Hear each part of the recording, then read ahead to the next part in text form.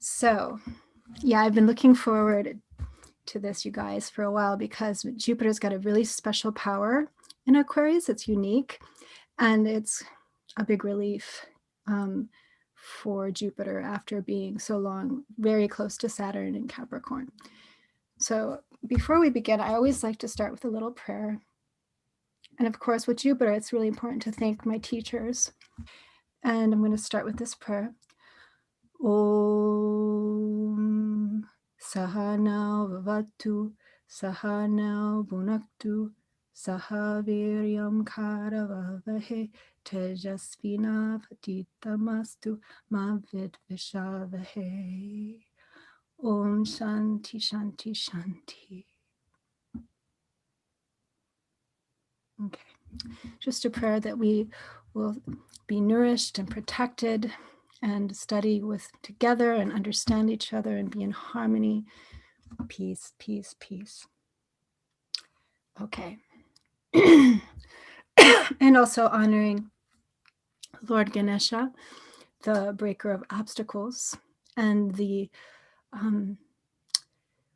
Lord of categories, the one that helps me communicate to you all this information quickly, hopefully, and clearly. Om Gam Ganapataye Namaha. And Saraswati Devi, the goddess of language, education, communication. Om Aim Shrim Hrim Saraswati Devi Namaha. Okay, good. So let's begin. Wait, and before I begin, there is down there a Q&A section I forgot to mention. And I will get to the Q&As at some point. I think probably we'll have time before we start the horoscopes and then after the horoscopes at the end. So just be patient. But if you have a question, you can go ahead and put it down in there and I'll try to get to it. And let's just begin here. Oh, and by the way, if you ask me a question in the chat section, I might not see it because the chat section is kind of like all these people talking, and then I don't know, it kind of gets lost in there.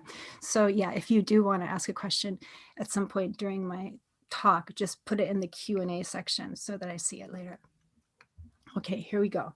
So Jupiter in Aquarius, right? As I was saying, this is an auspicious move for Jupiter because Jupiter is leaving Capricorn where he was debilitated with Saturn. Saturn's very restrictive and limiting, right? Saturn has a more binding effect on Jupiter, and Jupiter's nature is expansive, right? He's by nature opening and inspiring. He's the biggest planet. It's almost a star himself. He's one of the brightest planets. In fact, you can fit 3 Earths inside of one of these, inside of that red spot there, they say. Let's see if I use laser pointer. This red spot. I hope you can see that. Okay, so just a second, I keep coughing. Yes, big. What Jupiter does is big, right? And this is, wherever he goes, there's a sort of influence of expansion, of growing, of, a sort of positive shift, usually, in general. That's his influence. Now that he's moving away from Capricorn, where he's debilitated with Saturn, he should be able to give more. There should be a sort of improvement of the collective situation and relieve some of the pressures I'm hoping that we've experienced while Jupiter's been in Capricorn with Saturn. Very difficult year for a lot of people, 2020 and 2021 so far.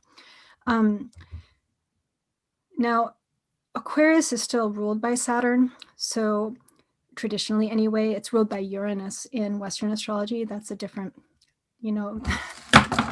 lineage, but lineage or tradition, I should say. But Saturn's energy rules over Aquarius in Vedic astrology, and Saturn is still sort of slowing things down, and it's a structured, methodical energy with Aquarius. But so I'm not saying Jupiter's going to go into Aquarius and like when he goes into a fire sign, everything gets, big and accelerated and more positive.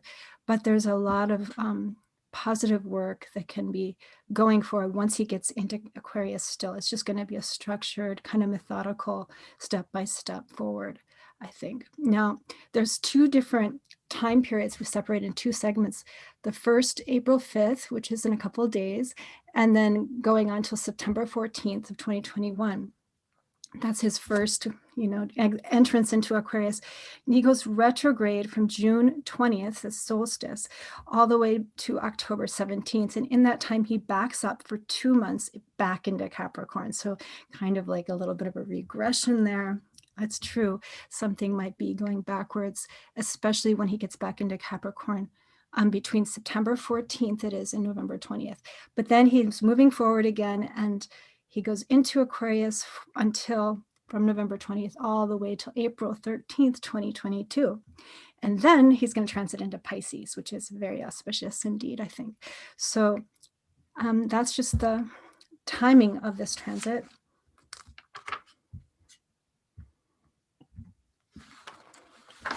Okay. So one of Jupiter's names in Vedic astrology is Guru. Guru. Gu means darkness, and Ru is light. So one who brings us from the darkness into the light, or drives away the darkness of ignorance, of confusion, one who gives clarity and knowledge. So Jupiter has a lot to do with this bringing forward of truth and clarity, guidance and protection.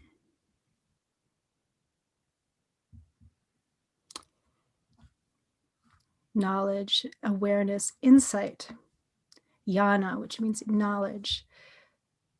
Jupiter is sort of the light of awareness itself. It's clarity and spiritual insight. It's that light of the spirit within, right? That knows what's true. So Jupiter can bring this kind of knowingness, this faith in life and light, hope. There's hope, the light at the end of the tunnel here, is the image shining through.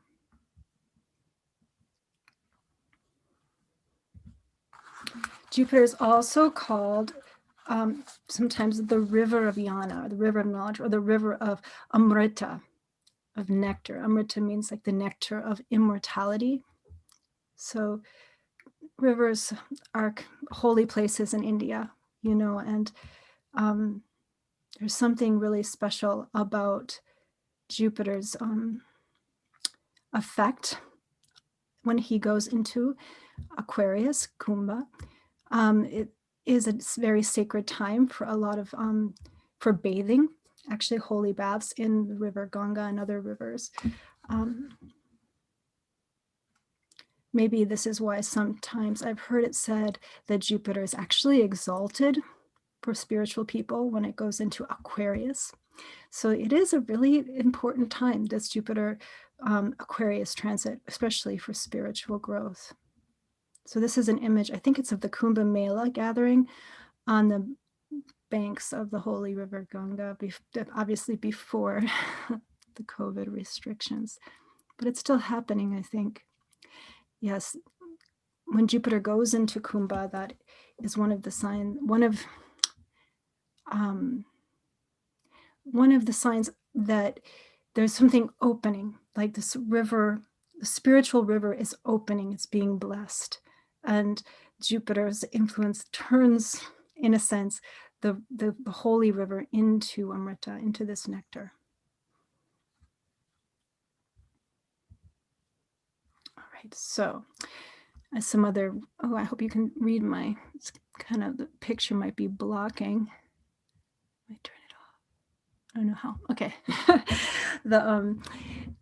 Anyway, I hope you can read it. If you can, maybe you can move my picture if it's blocking the words. But Jupiter is called Also, besides guru, he's called Brihaspati, which is a name for a priest, a guru of the gods.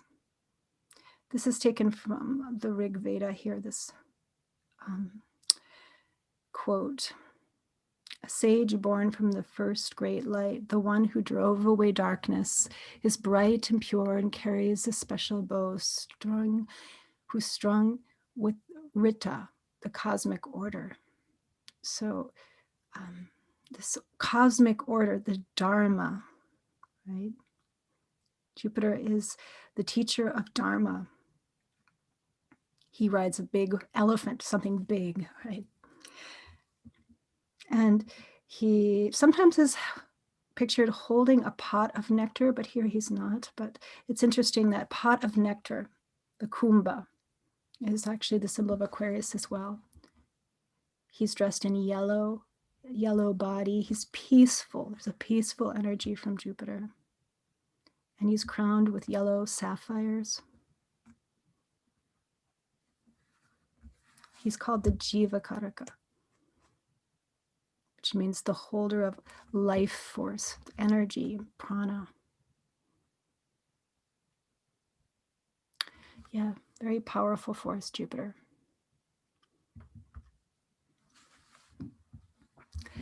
Jupiter, here's some picture more of a Greek kind of interpretation, I guess, or Roman.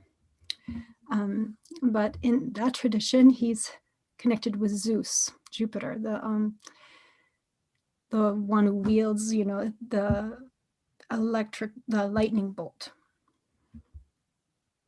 And the glyph of Jupiter is this thing. The symbol is actually supposed to be an image of that lightning bolt. So this idea of this flash of light, again, is coming through even in this tradition, something that brings light into darkness, inspires us. And here's some more words that are associated with Jupiter: expansion, blessings, luck, abundance, understanding, happiness, faith, hope, optimism, education. Jupiter is an upholder of education. He's connected to foreign lands in the sense that he likes the diversity. He likes to learn other languages, learn from other points of view. Higher purpose, philanthropy, and dharma, as I said. And fertility. Jupiter is ruling our ability to have children. Now, this is from a prayer I found in the temple of Jupiter in Tamil Nadu. Expert of Vedas, arts and sciences, Lord of celestials, counselor. He was guru to all the gods. Jupiter, Brihaspati. Ruler of flourishing cities of gold, giver of riches, enjoyment, and honor. Lord Guru, I praise thy holy feet. So some of more words I added here for you guys, some meaning in a natal chart that you could think about where your Jupiter sits natally. So teachers have often strong Jupiters. He can symbolize father, he can symbolize husband and children. It's where we're expanding and growing in life. Purva Punya are gifts, fruit of good karma, the lucky things that are gifted to us. Happiness, wisdom, and our faith, optimism, and idealism.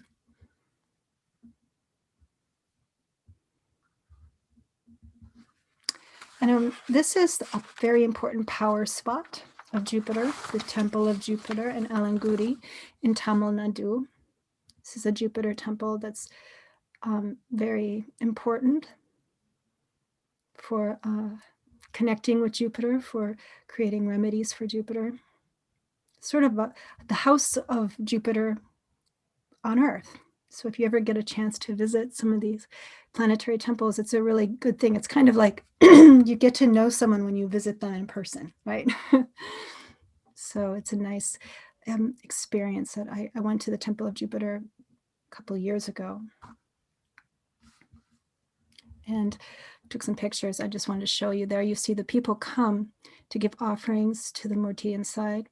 And many people come to the Temple of Jupiter to seek protection and blessings for marriage, for their husbands, in particular for children, for the well-being of their families, for education sometimes, and also sometimes they come seeking spiritual guidance, like maybe they would like to find a spiritual guru. So they come to the Jupiter temple to make offerings to the Param Guru so that they can find their actual guru in life. So there you see offering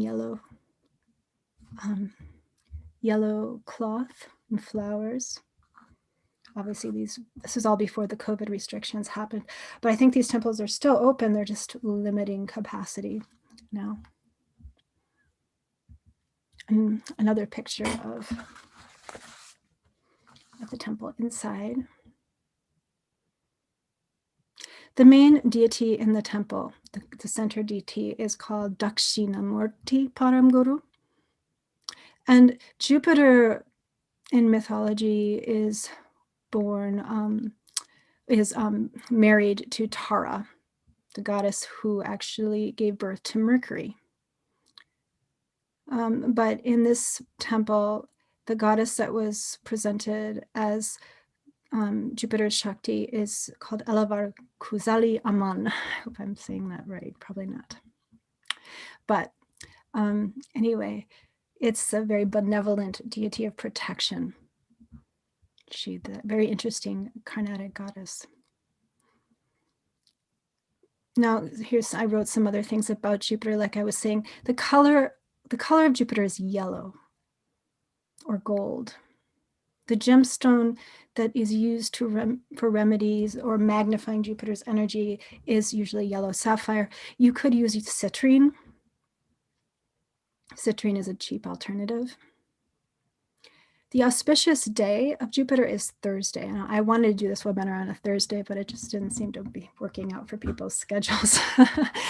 But if you want to watch the recording again, I would do it again on Thursday if you have time. It's more auspicious. And so also the Thursday was the day that the temple, this Jupiter temple, gets filled with people. They all want to come and do the pujas, Jupiter pujas on that day. There was a holy tree planted outside the dark colored pulai.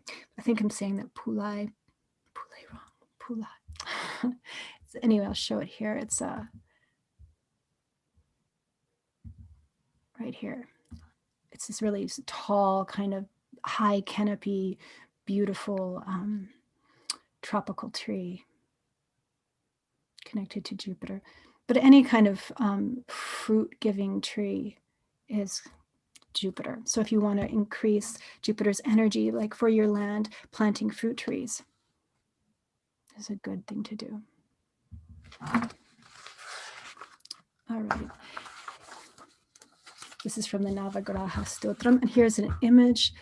I think it's an artistic representation of Dakshinamurti Paramguru, the Murti that's inside that temple. My salutations to Jupiter, who is teacher of devas and sages, who is equal in shine to gold, whose soul is intellect, and who is the Lord of all three worlds.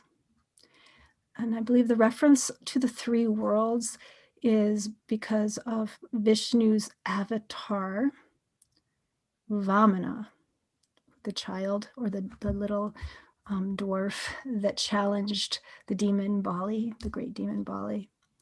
That particular avatar of Lord Vishnu is connected to Jupiter.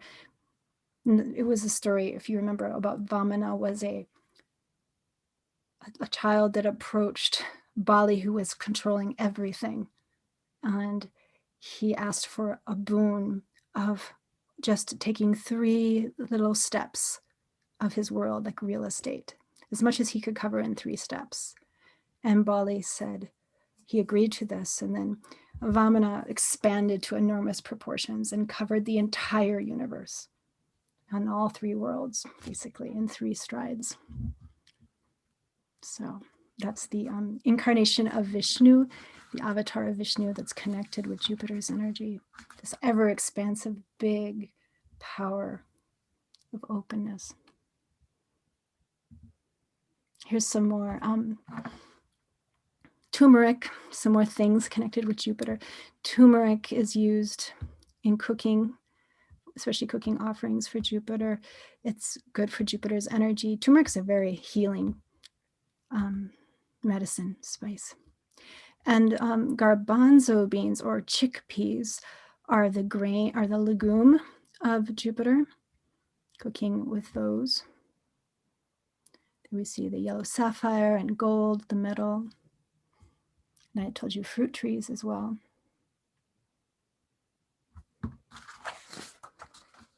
Also sweet tasting foods. Jupiter loves sweets. All of these things kind of enhance the power of Jupiter. So, okay. Oh, and I wanted to mention also the elements of Jupiter. The planets have elements, and you're probably familiar with the 4 elements of fire and water, air, and earth. They're found all through astrology and even in the tarot decks and everything, if you study these things. But there's a 5th element in Ayurveda called Akash, or ether, space. This is sort of the element of infinite possibility, expansion that just keeps going and going. Just an amazing kind of idea of the kind of negative space in a way. Potential, just pure potential. And Jupiter is the only planet that is associated with that element. And it's interesting, he's a big planet, right? Very expansive, but also he is very, I don't think there is a really a surface on Jupiter. It's just a gassy planet. Just kind of, you just drop down into him, right? So this idea of kind of spaciousness. Yeah, Jupiter makes things big. Anything's possible.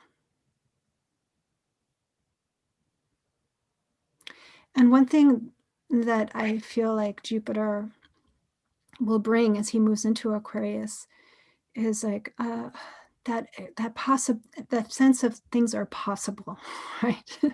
That hope becomes activated because you see, Jupiter in Capricorn is so solid and so fixed and grounded that it's very hard for that space that Jupiter needs, that potential, kind of the ether to coincide there. So when he moves into Aquarius, which is an air sign, naturally things have a more openness. But like I said, Aquarius is ruled by Saturn still, and it is structured. So it's an openness that is a kind of a step-by-step process. Here's some Aquarius, some words that describe Aquarius, in case you don't know. You know, the Vedic Vedic astrological name for Aquarius is Kumbha.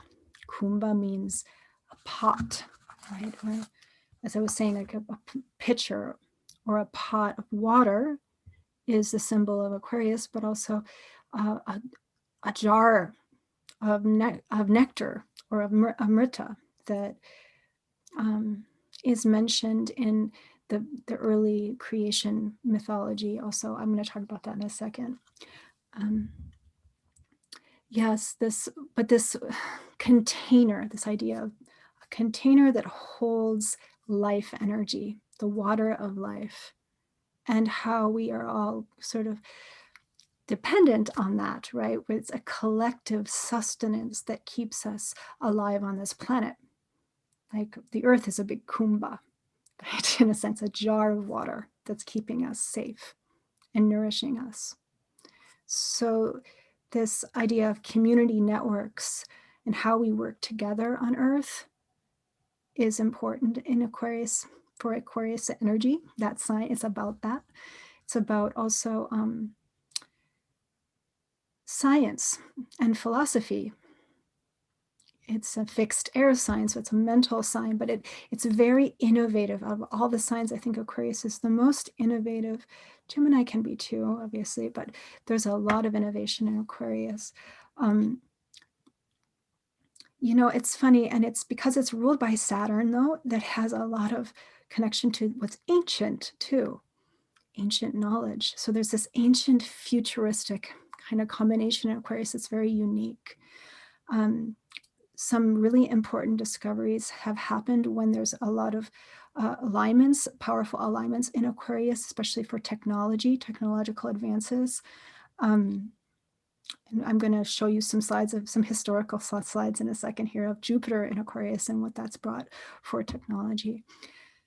Now, Aquarius is an idealistic sign, which works well with Jupiter, but it has this structure, this need to work, to serve. It's more humble. It's about being open. How can I help, basically? So social service becomes important. Also, issues around individuality and freedom, who I am in relation to the whole, right? And what do I take on, and what do I give in to, basically, these kinds of issues. So and social activism and progress, especially with Jupiter and Aquarius, we're going to see a lot, I think, more activism and social and progress in general in the world as we move forward. Now, the tarot card that's associated with Kumbha here is called the Star. The waters of life there she's pouring out onto the earth. The Star is a card of hope, actually, and healing and expansive awareness. And so, yeah, there's a lot of healing energy actually in Aquarius. In fact, one of the stars within the constellation of Aquarius is the Star of Healers. So there's, I think, a lot of, I don't know, I just feel really good about this Jupiter coming into Aquarius. I think we're going to see some positive forward motion with this pandemic, with getting things under control. I think it's a step-by-step process, and it may be that we're moving backwards at times, especially as Jupiter backs up again later on this year. But overall, I feel like it seems like a positive alignment. It's a picture of Aquarius there. Kumbha.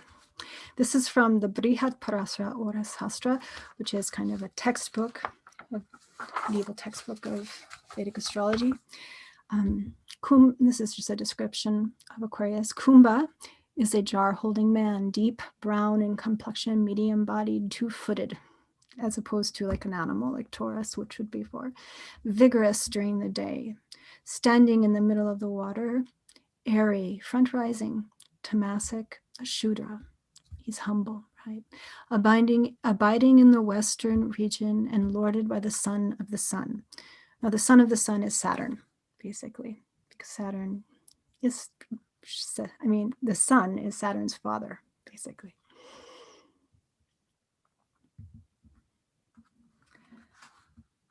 Okay, so the story of the Samudra Mantana. You guys might have heard this already, but I'll just try to make it quick and review it with you because it's important. Now, Kumbha, remember I said, means a pot or a pitcher, pot of amrita, pot of water. The sacred nectar of immortality that the gods and demons were always fighting for came out in this pot of nectar, basically. See, the story goes is that the angels, angels is kind of a funny translation, the devas here, they're depicted holding the tail of a snake, and the asuras over here holding the head of a snake. And they were always at war, trying to get the amrita, the nectar of immortality. And they decided to cooperate at one point long ago and gather together and begin to churn the ocean of milk. There you can see it, they're standing on here with this great snake Vasuki and the wrapping it around the Mount Meru. And It was a whole creation story in which they churned the ocean of milk together. And out of that came all of creation. Here you see many things coming out, many beautiful things. Lakshmi herself came out. And the Amrita came out. But also, along with this healing energy of the Amrita, that this Amrita gives a life forever. It's always perpetual youth with this Amrita. It's perpetual healing. Along with that came another pot full of the poison that could destroy the world, hala hala. So Lord Shiva, actually here you see him drinking the poison so that basically the universe could survive. He drank the poison and he held the poison in his neck so that it wouldn't poison him. That's why he's called the Nilakant. He's got a blue neck. So there's this story really is interesting about the protection from ourselves, from our own toxins, from what could destroy us, and also this gift of life, the nectar of immortality that both the Asuras and the Devas were after. Now, when they finally got the Amrita, the demons, this is one version of the story, there's many versions that I've heard, but the demons basically, or the Asuras, decided to keep the Amrita for themselves, and they tried to run away with it, to take it away from the Devas. And so the Devas, or the gods, pursued them, and they battled and battled, a fierce battle for 12 days. And during this battle, 4 drops of Amrita fell down from the earth, or fell down from the heaven onto earth, and to 4 really sacred, holy locations. And these are pilgrimage sites now. And actually, they're the 4 sites of the Kumbh Mela. And those 12 years have to do with Jupiter's 12-year cycle around the zodiac. So they've timed the Kumbh Mela, these spiritual collective gatherings, right? The social gatherings, basically, collective pilgrimages to these holy sites for holy bathing, with the different transits of Jupiter over 12-year periods, basically. So that's the interesting kind of story behind the Kumbh Mela festival. Here's a picture of it. Oh my gosh, so many people. It's the largest religious gathering ever in the world. I've been to a couple of them. It's an amazing experience. I think it's even happening this year, been happening, I should say, but it is true that with the COVID, obviously this is not as safe as it used to be at all. So there's a lot more restrictions now. I think this is an image of the the Allahabad Kumbh Mela, probably in 2012 or 2001. Okay.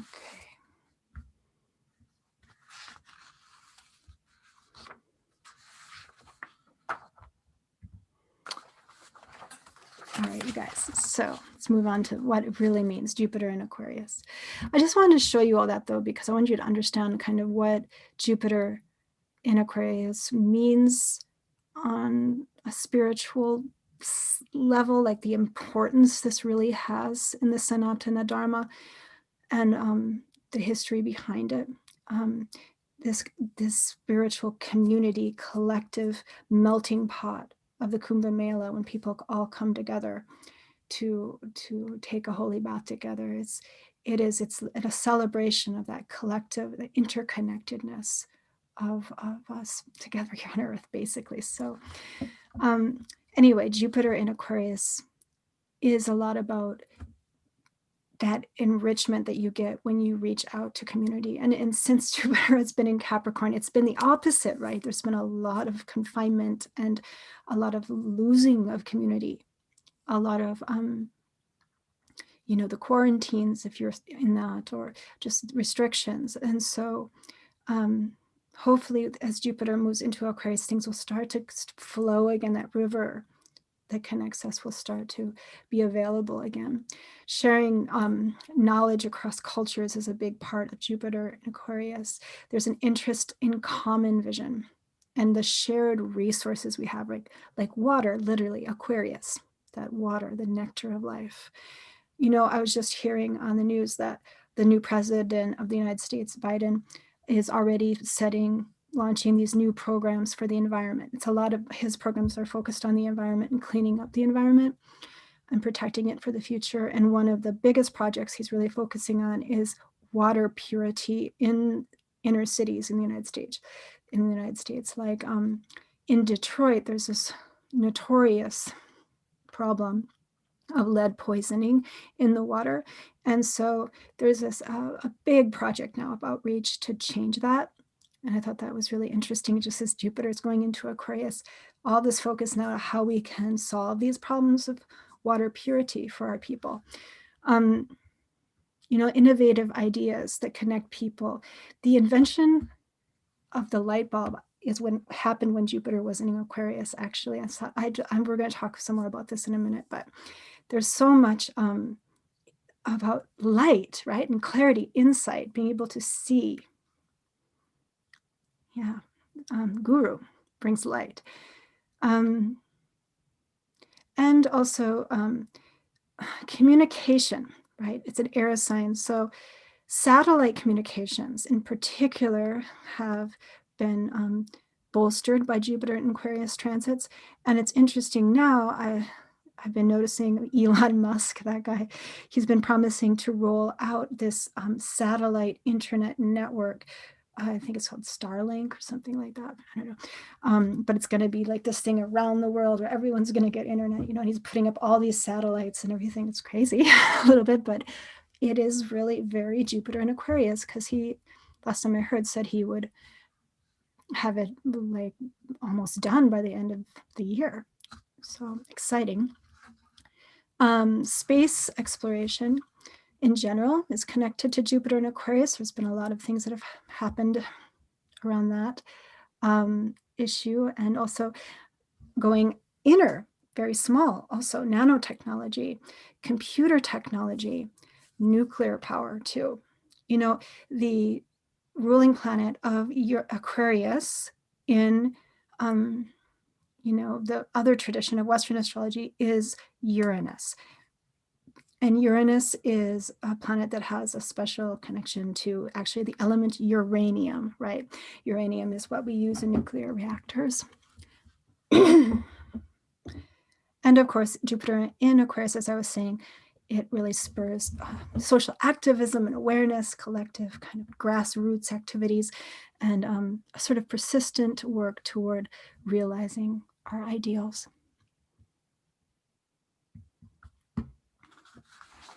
All right. All right. So you guys, I know this might look intimidating. This is a zodiac wheel. Now the inner wheel, this thing in the center, is the zodiac that we all know, the 12 signs of the zodiac. And I tried to make a circle here to show where Aquarius is. It's this light blue section right here, Kumbha. Now, the outer wheel, actually though, this out here is showing the 27 nakshatras, or the 27 lunar signs that overlay the zodiac, right? So 3 of these nakshatras, or lunar signs, overlay Aquarius, you see. Dhanishta, also partly in Capricorn here. Shatabhisha, right in the center of Aquarius, Kumbha. And Purva Bhadrapada at the end.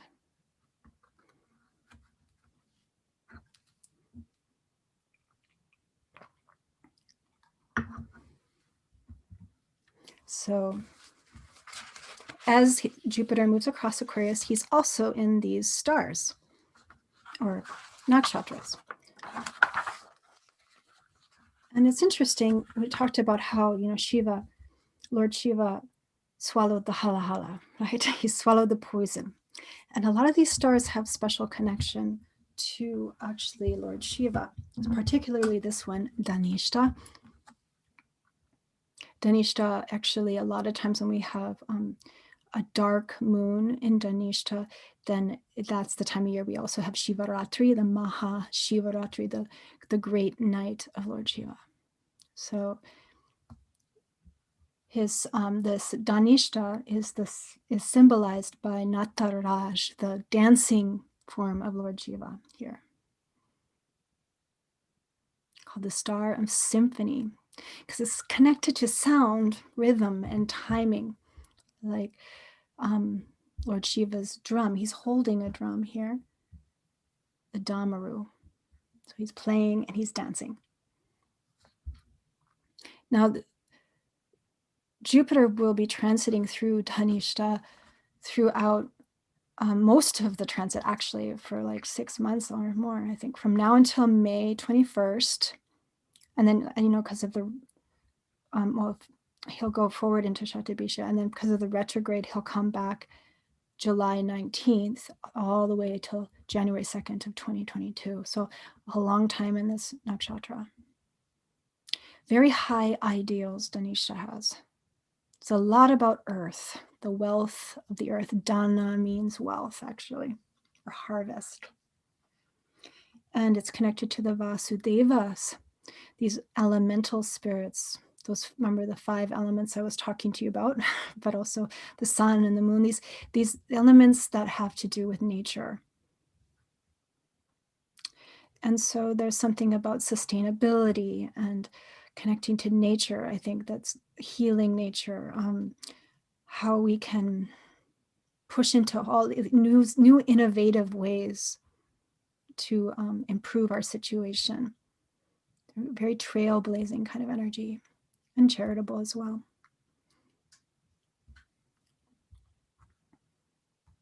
This is a good time actually for musicians too, especially when Jupiter's in Dhanishta.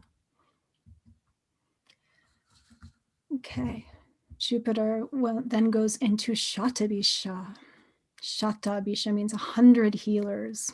This is that healing energy of Aquarius, real deep healing, right in the center of Aquarius, from May 21st to July 19th, and then again from January 2nd to March 1st.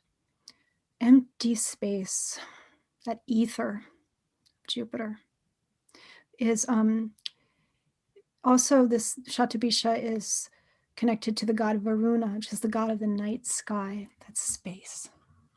It's interesting, like Aquarius has got this kind of spacey feel to it, right? And Shatabisha really has it too. So it's a lot about insight, visionaries, revelations, disclosure of secrets and discoveries, finding what's behind the veil. It's beyond. And particularly medical innovations, miraculous kind of healing discoveries.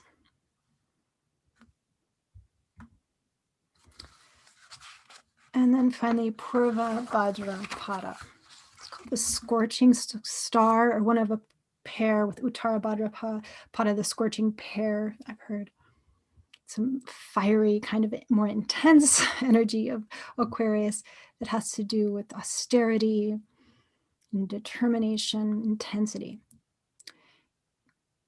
Symbolized by Aja Ekapada, a form of Lord Shiva who stands on one foot, like in tree pose here. So the austerities of yoga, that strength and focus needed to stand on one foot. March 1st to April 28th, 2022 is when Jupiter gets there. That's not until next year. But there's a fierceness in this time period, a lot of spiritual focus on purification, of burning away like hypocrisies and taking, again, all of these very charitable kind of nakshatras, actually charitable, service-orientated. Purva Bhadrapada people tend to be activists as well, a lot of times, or journalists, or people who want to chronicle and understand what's happening in the world to bring light of truth there.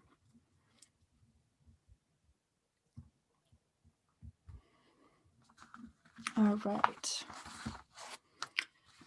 So what we're going to do is just a quick look at Jupiter in Aquarius in history.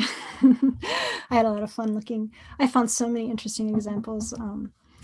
But the one I was really most excited about was probably this one, the invention of the incandescent light bulb.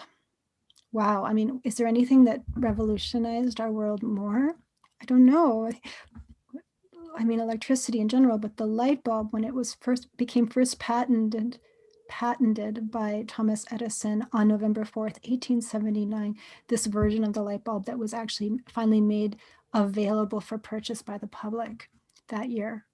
So it really was the introduction of light into darkness. And here we see Jupiter in Aquarius in the nakshatra of Shatabisha, unveiling. Very interesting. And this is a powerful chart, actually. I mean, for those who study Vedic astrology, because you'll see there's what they call parivartana, or an exchange between Saturn and Jupiter here. And Rahu is also in Jupiter's sign. So Jupiter's got a lot of energy in this chart, obviously.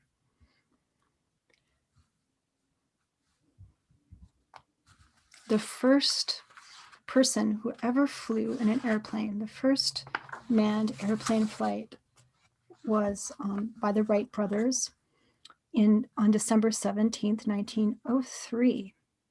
So the flight through air, right?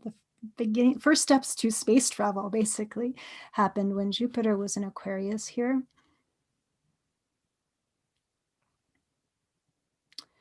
And it looks like Jupiter was in Purva Bhadrapada.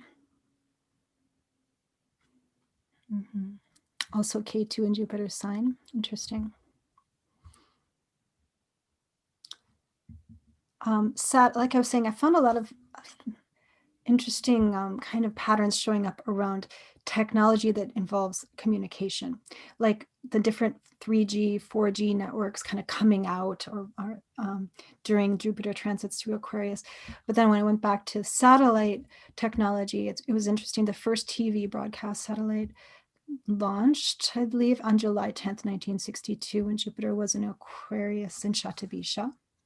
It was also, this 1962 was a really big year for a lot of reasons, but especially for the space race. If you remember, if you're old enough to remember what that is, the space race was this race of technology between the United States and Russia. And JFK pledges to get to the moon by the end of the decade on this, shortly after this chart, and sometime later in the year 1962. So it was this race to get to the moon began.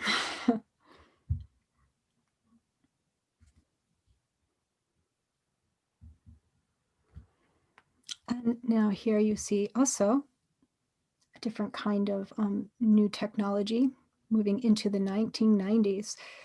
Google's birthday. This is Google's birthday, September 27th, 1998. Jupiter in Aquarius. Revolutionizing how we get information and interchange our energy online. Some of you might have found me on Google even, who knows. But anyway, it's interesting that the internet also, and the technologies of the internet are really connected to this Jupiter Aquarius transits too, or that when I worked through some of the history, I was looking at that. It's really expansive, making the world a lot smaller in a way, right? Okay, here's some more pictures. One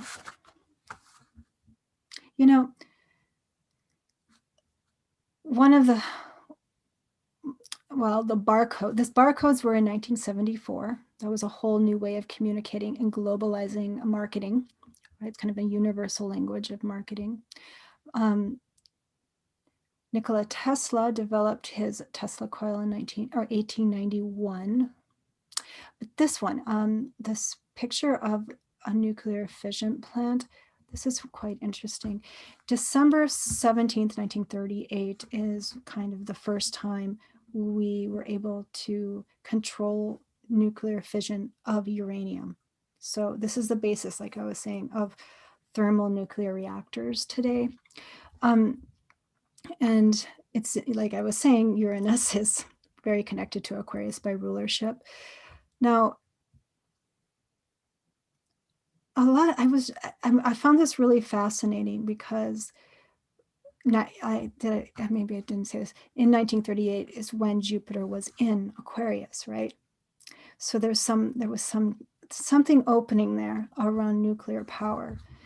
But another Jupiter returned to Aquarius in, I believe it was 1986. Uranus and Saturn were actually conjoined. So both the rulers of Aquarius were conjoined in Scorpio. Okay. And it was that year that we sent the Voyager out to get pictures of Uranus, actually. So just 4 days after Voyager sent all these pictures of Uranus back, it was like our first contact with Uranus, there was the space shuttle catastrophe blowing up. Right? It was kind of the Challenger, I think it was called. Space Shuttle Challenger blew up. I remember this. I was alive back then. I'm kind of dating myself, but I remember being really shocked by it. It was a kind of wake-up call, right? So it's not always good, these Jupiter returns to Aquarius. It depends on what's happening with Saturn a little bit because of that Saturn-Uranus conjunction in Scorpio. Later on that year, in 1986, was also when we had the Chernobyl disaster, okay? And that was also a huge wake-up call, right? Happened to be incidentally when Uranus was right on the ascendant. When that meltdown happened, it was a Scorpio ascendant Uranus there in Chernobyl. So these are terrible things. So it's not always like a benefic influence when there's other details that alter how Jupiter's behaving. But one thing I think is true, that even though it was a difficult karma to reckon with around these issues of like nuclear technology and space technology, we were humbled, right? The world was kind of humbled anyway, and how much that we really could control and in what way. But by reckoning with that, in a way, it may have protected us because it forced the human race to have more caution and respect for these, for technology, especially nuclear technology. Oh, all right. Here's Albert. Hey, I wanted to do a poll really quick. Let me stop this for a second.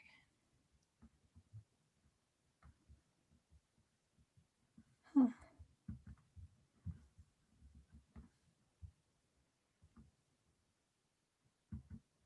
There. Can you see me, guys? Okay. So I hope I explained that. Well, it was a little complicated. You guys can ask me more questions about that later. But before we get to the Q&A, I wanted to launch another poll. I don't know if any of you guys might know if you have Jupiter in Aquarius in your birth chart. Now, it's fine if you don't know.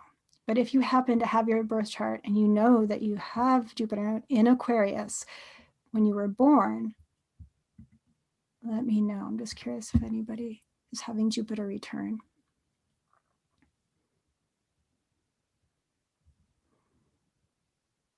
Oh, there's a few of you. Cool. This is an interesting class for people who have Jupiter in Aquarius. This is your birth position. Jupiter return is a auspicious transit, just about in every situation.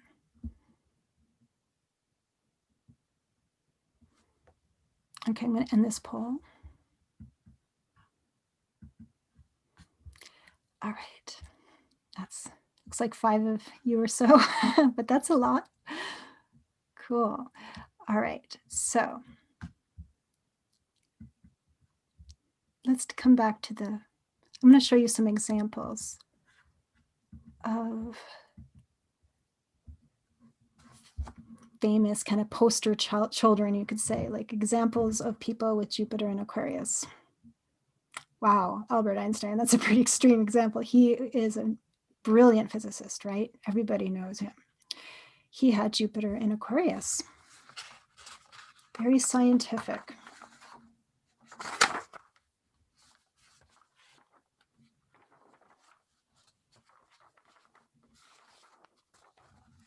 You know, he's got a very special chart because he also has this exchange of energy, right? I was talking about the Jupiter Saturn Parivartana Yoga. He was born just a few months from the time of the invention of the light bulb, actually.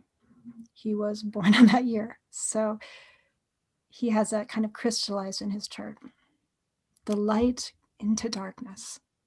He actually worked a lot with the technology or the physics of light, didn't he? And the speed of light and how energy is held, and a very fascinating chart he has. Particularly because of this Parivartana, but he also has this exalted Venus and debilitated Mercury that create Nicha Bhanga. Very special Nicha Bhanga yoga. Here's a quote. Religion and science go together. So I've said before, science without religion is lame, and religion without science is blind. Science and religion, right? Jupiter is kind of the religion, right? The Dharma, the belief. And Aquarius is the science. They are independent and have a common goal, the search for truth. And that is true for Jupiter and Aquarius. They are searching for the truth, aren't they? Whatever that is, the light of truth. His Jupiter is in Dhanishta, incidentally. But let's move on here.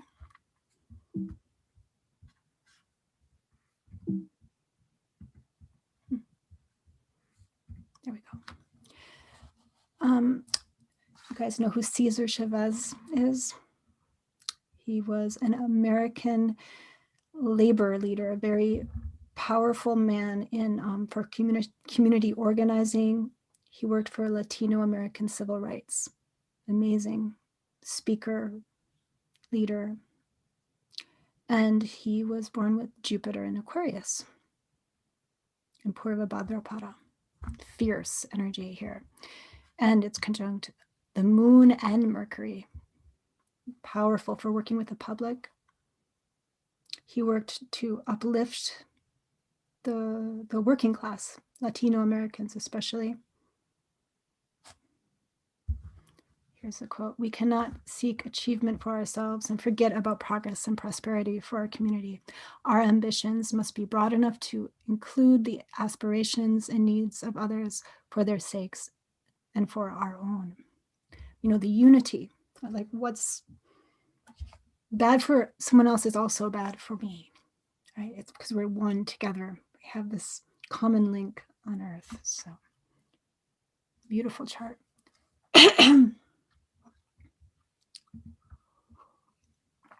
I kept finding all these. I like to go back into time a lot, especially with these bigger transits. I'm just looking for Jupiter in one sign because a lot of times these older charts, I don't know the time of birth, but it doesn't matter because Jupiter is in Aquarius for a full year.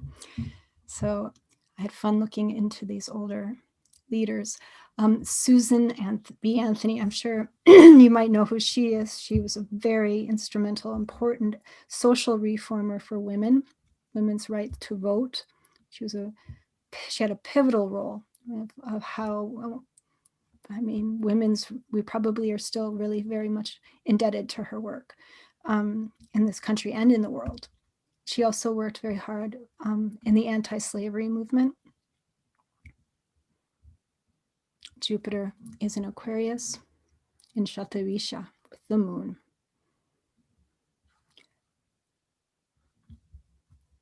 So he says, it was we, the people, not we, the white male citizens, nor we, the male citizens, but we, the whole people who formed the union. At Aquarius unity. And I was looking for more modern examples. And I found the comedian Jon Stewart, if you're familiar with him. He was, or is, I should say, a comedian that sort of spearheaded a genre in the United States of political satire. And a lot of his comedy bits, or you say his messaging, basically is a very progressive and unifying attitude of, criticizing political and economic system, but also pushing for unity and organization. Here's some quotes by him. The bias of the mainstream media is towards sensationalism, conflict, and laziness. If you don't stick to your values when they're being tested, they're not values, they're hobbies. Yeah, no nonsense. That Jupiter in Aquarius, very idealistic. This Jupiter is in a Shatabisha.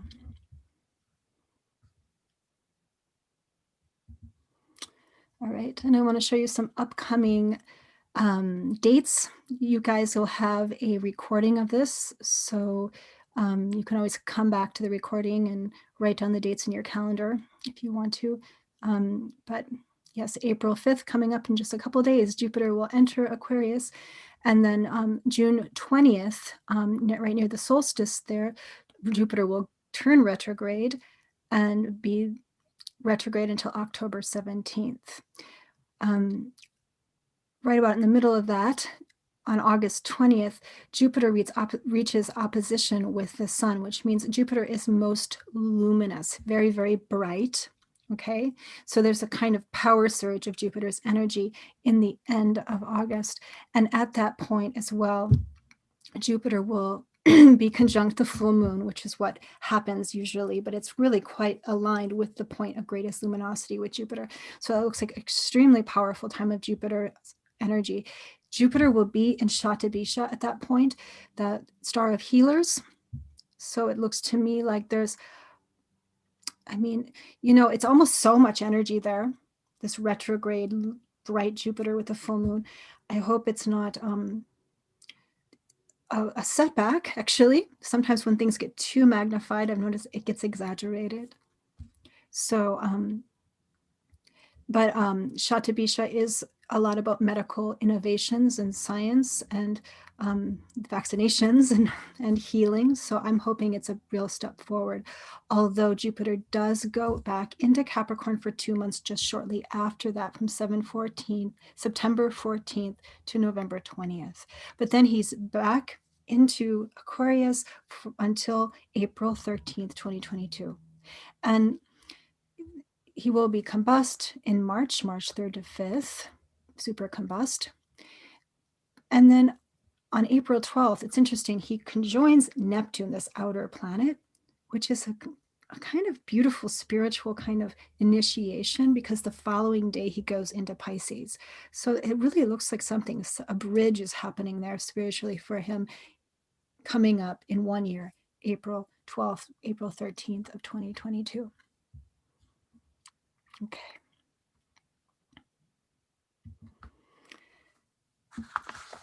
Some remedies for Jupiter. So, Jupiter. There's a beautiful yantra there. It can be used for meditation. You look right at the center dot here in your meditations. Grace of Jupiter. Basically, it brings fasting on Thursdays, donating to priests, to teachers, to people who educate others, service to guru if you have one on Thursday. These are ways to balance the energy of Jupiter and bring, if you're having difficulties in this time period of Jupiter in Aquarius, if it's a difficult transit for you, you can do this and it can help a great deal. Any kind of supporting of teaching or education, like making charitable donations towards education programs, wearing the color yellow, using gold. Wearing gold seems to help, or I mean, yellow sapphire.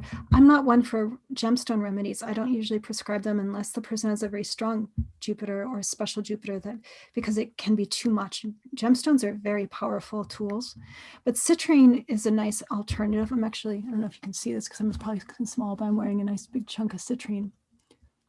Citrine's very affordable.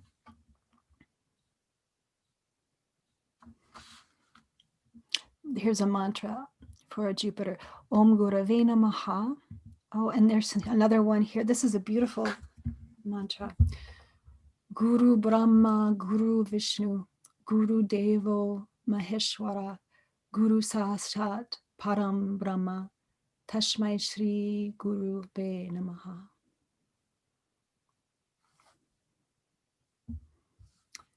Beautiful. Guru is creator, sustainer, and destroyer. Guru is the absolute himself. Salutations to Lord Guru.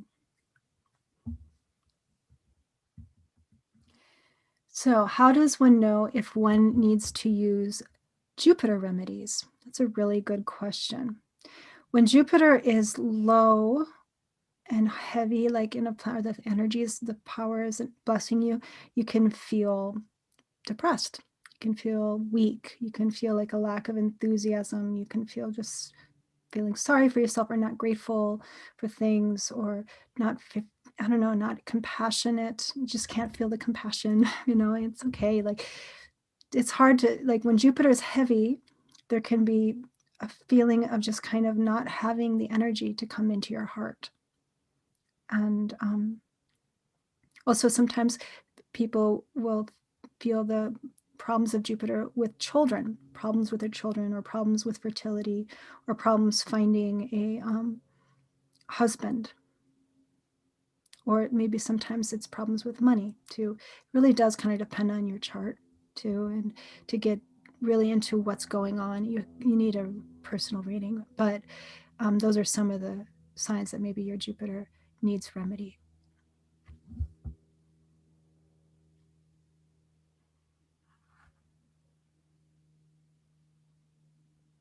Okay.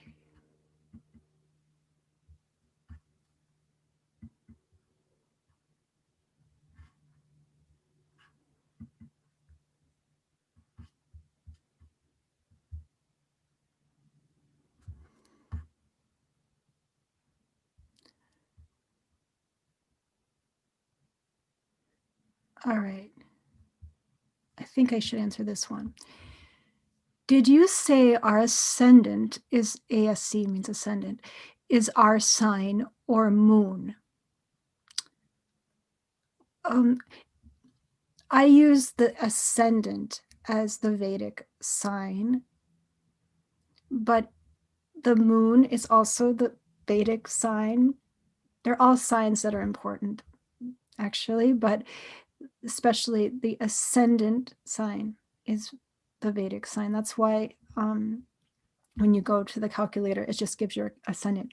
Now, if you don't know your birth time, though, you can use the sun sign, and I'm going to show you guys how to calculate that in a second. Also, if you know your moon sign, you should look at both, because you're both the ascendant sign and the moon sign. Okay. All right. And I'm not going to be able to explain what Jupiter means in each sign, but I'm going to go through shortly with all the horoscopes. We have to start it soon, or I'll not get through them all, of how it affects each sign. Okay. All right. So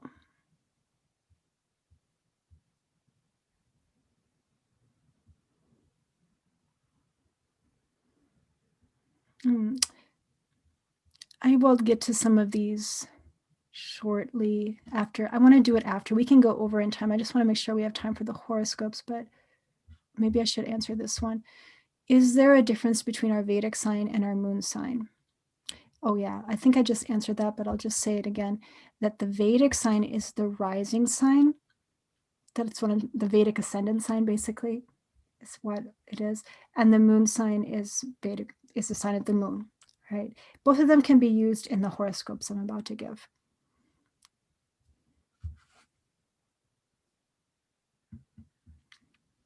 Okay. So I'll get back to some more of those questions at the end here, but I think we should move forward with the horoscopes. So this is in case you don't know your sign. All right. You went to my calculator and you didn't know your birth time or something doesn't work, because it doesn't work in Safari sometimes for people. I don't know why, but like you just don't know what your sign is. If you know your birthday, you can figure out your sign just based on your sun. It's perfectly legitimate and it's an alternative. And you can use that for your the horoscopes I'm going to read. Okay. So here's a list of birthdays. Now, if you were born right on, like say, May 16th here, then you're on the cusp. So you may be both Aries and Taurus, the sign before and Taurus. Okay. So just something you should know in case you're born right on the cusp.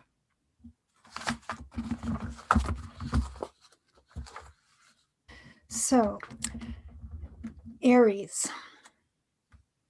Oh, I better move this out of the way. Maybe I can just, nope, stop share. Okay. Aries, your Jupiter transit is going to be in the 11th house. All right. Now for Aries, Jupiter is the ruler of your 9th house and 12th house. Okay. So these are benefic houses. So it's called a temporal benefic. Jupiter is a friend of yours that can help you with your spiritual studies and get gains from many things. So Jupiter moving into the 11th house is a pretty auspicious transit for you. Saturn and Jupiter have been together in your 10th house, in the last year, which may have made a lot of responsibility or heaviness or problems at work, or problems keeping work. But now that Jupiter is moving into the 11th, there's a lot of opportunity to make all sorts of new possibilities, new doorways open. It's a wish fulfilling kind of placement. The 11th house is a very good transit of Jupiter, very creative. Jupiter in the 11th house brings public acknowledgement. It gives a sense of getting things done. The goal gets fulfilled. There's a profit that can come. New friends can come in. It's just a great way to get open doors for you into the community. So don't isolate. Try to reach out to people. Your earnings could increase possibly. It's a very positive place, a positive outlook that can help friends come in, new friends come in, gains made through networking. It's a lot about who you know with Jupiter in the 11th house. You can help, some people can come, you can meet people that are powerful or just get open doors for you, basically. Helps elder siblings as well, Jupiter in the 11th house.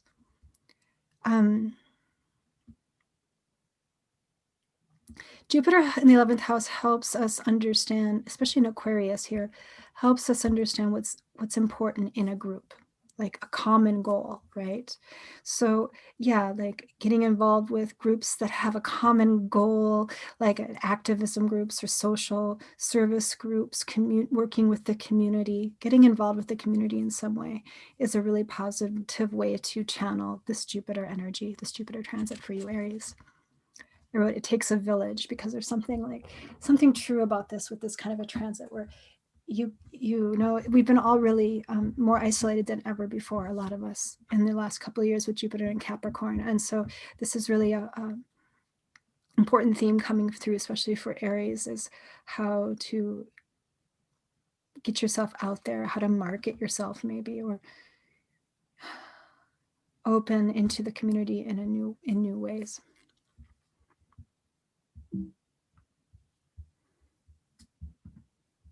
Okay, Taurus. Taurus, your Jupiter transit is in your 10th house, the work house, right?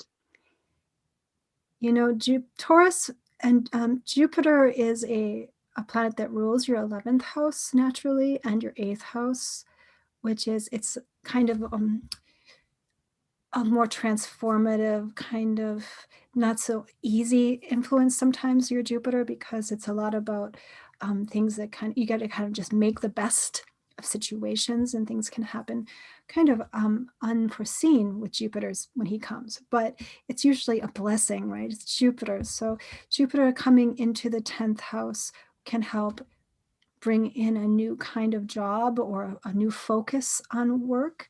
It can help open doors at work for you that have been closed. It can really help maybe get a promotion or just a sense of new fulfillment. Maybe you aren't even working, but it's just how you relate to the bigger world, how you get yourself out there, how you contribute to the world. Needing a sense of fulfillment here, Jupiter wants in the 10th house.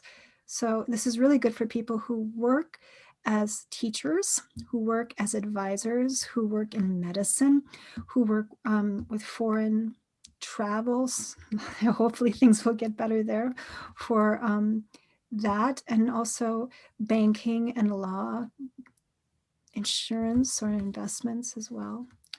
There's a progressive kind of energy of Jupiter in Aquarius, right? So this is all about work that's progressive, hopefully. Get involved with a work project that can open your mind. Being seen by others is important. Also, like, what is your image? Because the 10th house is up there in the sky, straight up. So how others see you, your social status, maybe you could say. It's important to stay humble, because Jupiter can kind of inflate things.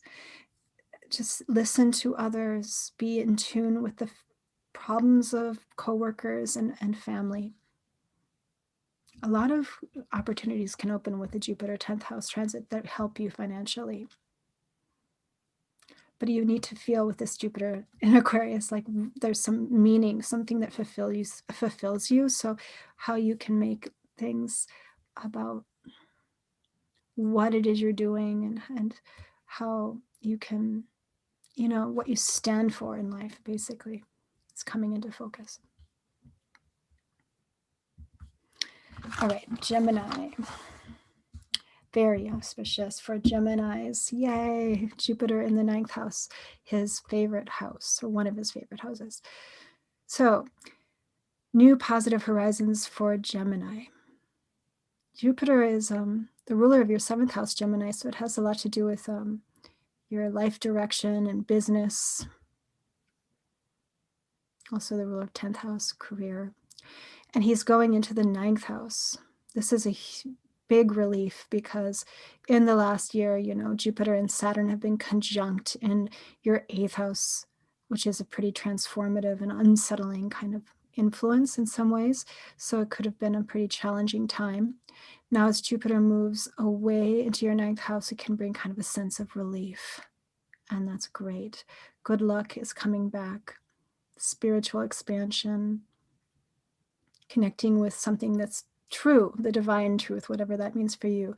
Satisfaction, great time to be studying and learning or publishing something, connecting to teachers, meeting a guru, an important teacher. It's good for maybe your father, or going to sacred places, taking graduate level classes or extension classes online, or studying, especially the spiritual subjects, obviously, but also law. It could be your ethics, Jupiter in the 9th house, or medicine, education, childhood development, psychology. It's an incredibly expansive influence that helps in self-improvement. And it might give you, if you've never taught before, an opportunity to teach.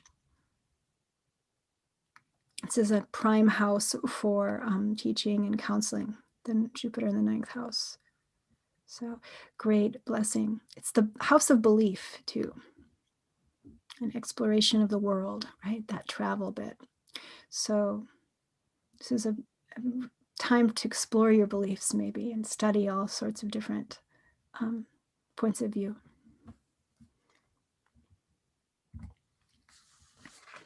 Okay, Cancer. Cancer, your Jupiter is in the 8th house this time. Okay. Well, Jupiter, Cancer is a great influence for you. They're friends with the moon, right? Cancer is ruled by the moon. So there's a sort of benefic influence of Jupiter. He's ruler of your 9th house. But you have to watch your, because he's ruler of the 6th house. He can also create some anxiety, right? Sometimes Cancers can be more emotional and nervous. And with Jupiter transiting through the 8th house, it's important to take it easy. Let go, let God, go with the flow of life. Jupiter in the 8th house, you know, you can learn from struggles. And sometimes, you know, it's like in the struggles, in what's difficult is what we find our most incredible treasure in, right? So there's something about uncovering secrets in the 8th house, digging deep. It's great for research if you're into research, or ancient studies, occult studies, like study of astrology, mystical literature, reading the Puranas, the old stories, the Vedic scriptures. It's a place of unexpected money. Sometimes inheritances can come, or things can come back from the past. It creates gains for your partners, for your, you know, maybe the in-laws get benefited, or any kind of shared assets will grow. You have to be careful of bad advice, I've heard, with Jupiter in the 8th house, because there's something kind of unpredictable about everything. And that's what I say when you kind of have to let go and trust with this kind of an influence, because things will come sometimes in a very unpredictable way. But it's very promising for spirituality. It increases intuition, psychic experiences, shamanic journeys, depth therapy or shadow work, healing trauma. There might have been a lot of trauma happening actually in the last couple of years, and this Jupiter in the 8th house can help heal that and work through emotional trauma. This is great for people who work in the psychic fields, people who work in banking, wealth management. Jupiter's aspect under the 4th house is protecting family. There's something that could be a real grace coming through at this time, especially when Jupiter's in Shatabisha. I feel like that 8th house can be really a powerful time when Jupiter's in Shatabisha to be doing deeper healing processes and, like I was saying, research, diving deep. You know, it's a transformative energy, but Jupiter is a good influence. So sometimes these big transformations can come and sweep away things, right? But it's really for the best. It's a gift. Okay, Cancer. Leo. Now, Leo is in the, Jupiter's in the 7th house of partnership. So time to open your heart. Something coming in here. Leos have a nice relationship with Jupiter. He rules the 5th house, creativity and children. Leos love children often. But Leo, this 7th house transit is great for relationships, can bring whole new relationships in. Marriage partners, blessings can come just on the path. Sharing your path with other people brings blessings. There's a sort of a feeling of like partnership and business partnerships. It could be marriage, but anything is helping to expand what is possible in your life. It's giving you something. Many people fall in love with Jupiter in the 7th house, or find spiritual partnerships, especially, or mind expanding kind of connections that change your life. It can help heal a marriage too, sometimes help renew vows of marriage. And it can help, again, just like Jupiter in the 8th house, can help the finances or just the health of the partner, and your own health too, though, as well. Jupiter is, like I said, in the 7th house is good also for business contracts, commitments, clients. It helps to attract customers. And it's great for connecting you to somebody who can also give you good advice, who you're dealing with, like maybe it's a lawyer or a doctor or a consultant of some kind. It helps to get good, give clarity, light on the path. Very favorable for all sorts of things, like if you're trying to win a lawsuit as well, or travel for business. Now,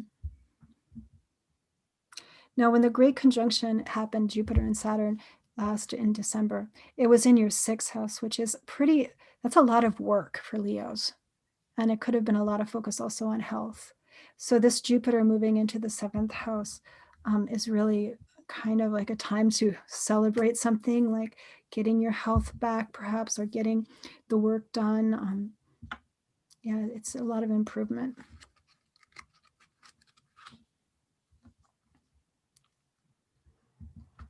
Okay, next, Virgo.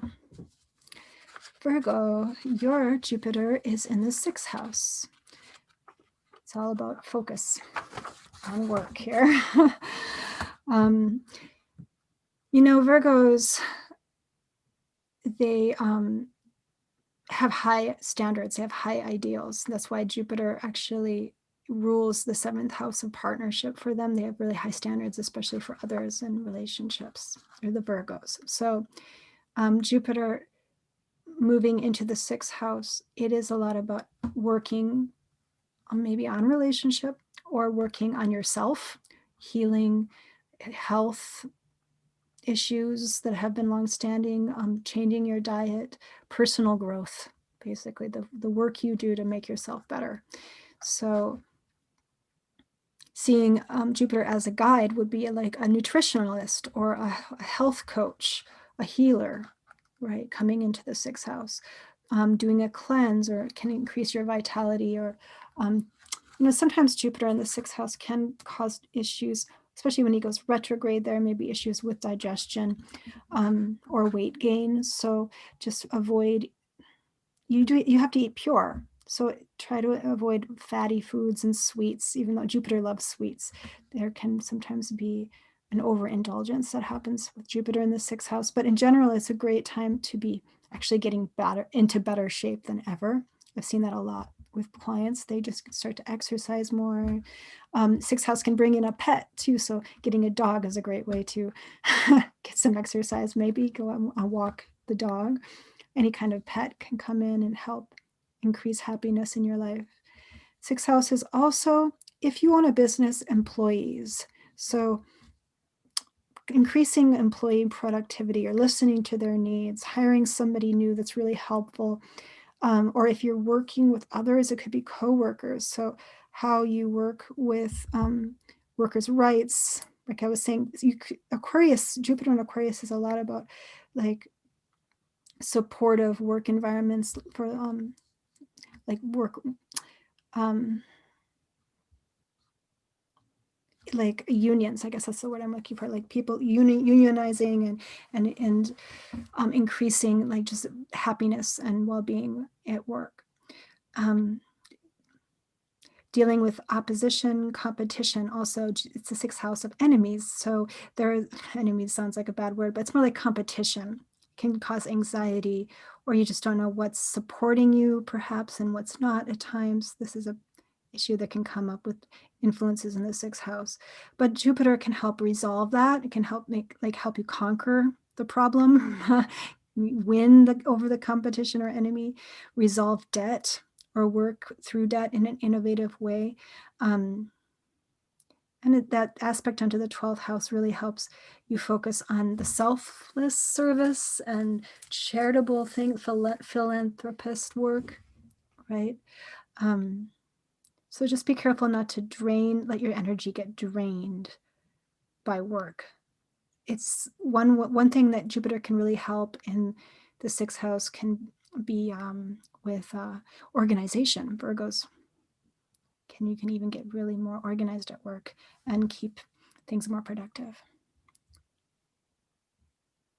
Also helps manage, that will help manage any kind of anxiety or stress as well. Okay, Libra. Libra, this Jupiter transit is in your 5th house.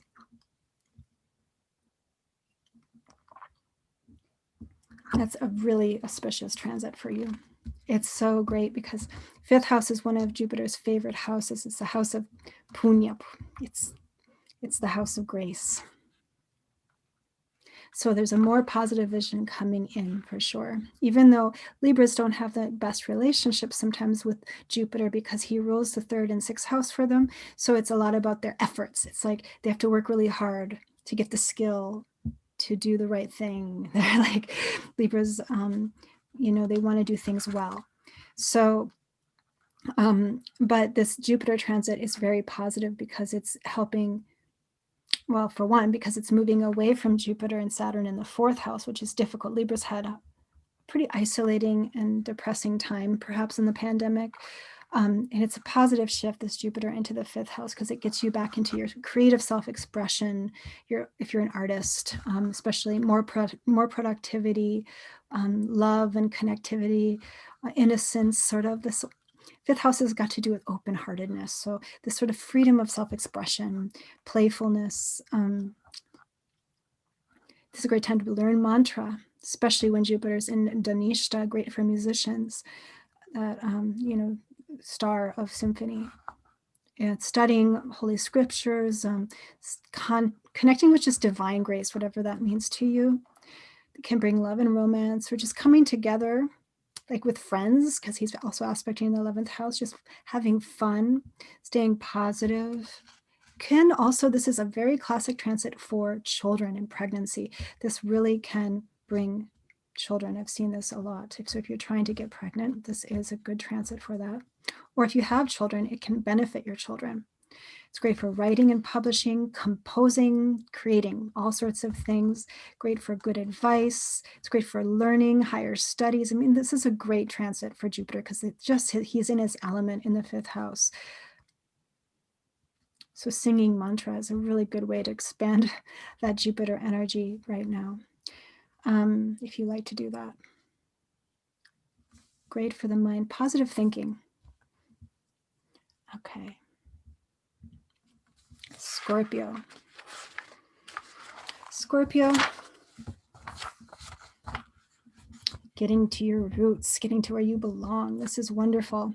Scorpio and has a great relationship with Jupiter for the most part because he rules that fifth house of children for him. So it's a place, Jupiter is a benefic. It's sort of spiritual benefic that can give a lot of blessings through children and family and creativity.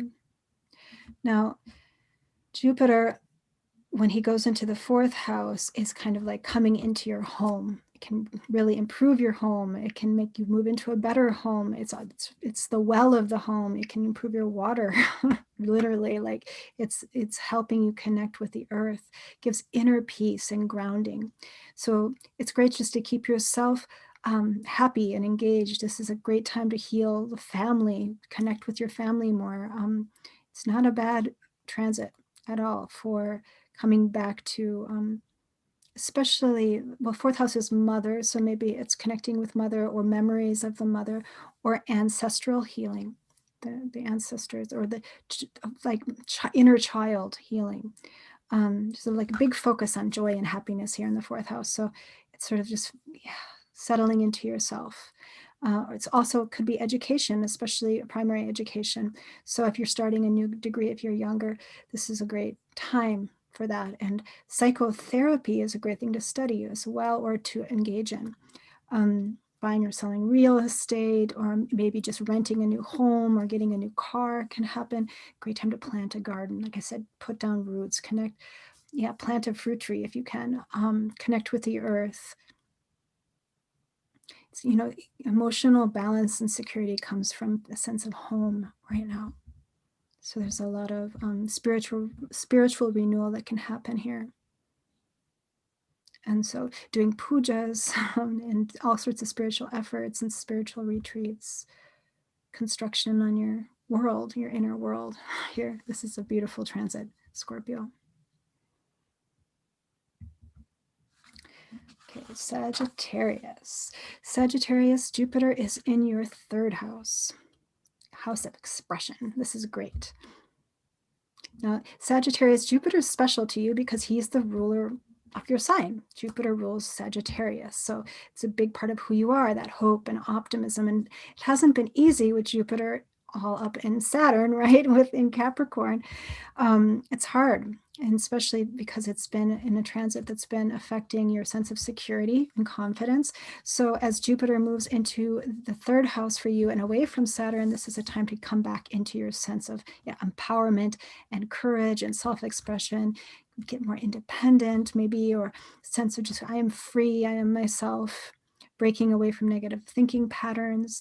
This is a great time to be learning new things and developing new skills. Take a class online, do something innovative, that open your mind to something.